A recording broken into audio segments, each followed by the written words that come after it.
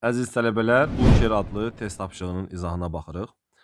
Gördüyünüz kimi bizə belə bir şəkil verilib və yuxarı hissədə yumrular verilib, çevrələr verilib. Həmin o çevrələri biz saymalıyıq. Təbii ki, bunları saymışam artıq, ehtiyac yoxdur. Burada 32 ədəd çevrəmiz var.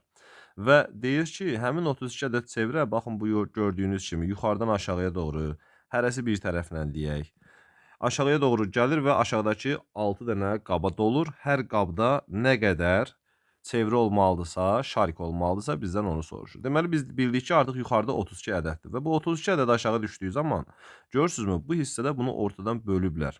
Tən ortadan bölüblər. Yəni 16 sol tərəfə, 16 da sağ tərəfə gedir. Daha sonra soldakı 16 aşağı düşəndə 8-i sola, 8-i sağa gedir. Sağdakı 16 aşağıya düşəndə 8-i sola, 8-i sağa gedir. Daha sonra bu 8 aşağıya düşəndə 4-4 formasında bölünür. İndi bu orta hissədə görürsünüz, 2 dənə 8-lər gəliblər, eyni hissəyə keçiblər də. Biz burada 8-ləri toplayıb 16 edib, bax 16 dənə buradan gəlir, 8-i sola, 8-i sağa düşür. Daha sonra sağdakı 8 aşağıya doğru düşdükdə 4-ü sola, 4-ü sağa gedir. 4 dənə şarik aşağıda 2-2 formasında bölünür. Bax burada gördüyünüz kimi 4-8 cəmi 12 verir və 6-6 formasında bölünür. Burada da 8-4 var, 6-6 formasında bölünür. 4 dənəliyimiz də aşağı düşəndə 2-2 formasında bölünür.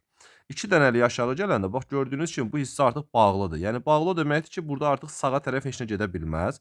Sola doğru gedir. Birinci qabda artıq 2 dənə şarik olduğunu görürük.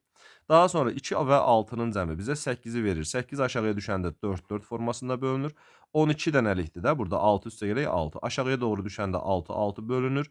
6 və 2-nin cəmi 8 eləyir. Aşağı düşəndə 4-4 bölünür. 2 dənəlik aşağı düşəndə 1-1 formasında bölünür. İndi hər qabda nə qədər varsa gəlin onu çıxardaq. Gördüyünüz kimi birinci qabda 2 ədəd, ikinci qabda 4 ədəd, üçüncü qabda 10 ədəd, dördüncü qabda 10 ədəd, 5-ci qabda 5 ədəd, 6-cı qabda isə 1 ədəd şarik olur. Yəni buradan gördüyünüz kimi cavabımız A variantıdır. Bəs bunu biz necə yoxlaya bilərik ki, düz yazmışıq yoxsa səhv yazmışıq? Yadınızda saxlayın. Bax yuxarıdakı 32-ni görürsünüzmü? Aşağıda göy rəngli verilişlərim var ha. Həmin o göy rəngli verilənlərin cəmi bizə yuxarıdakı 32-ni verirsə, deməli biz doğru yazmışıq və beləliklə cavabımız olur A variantı.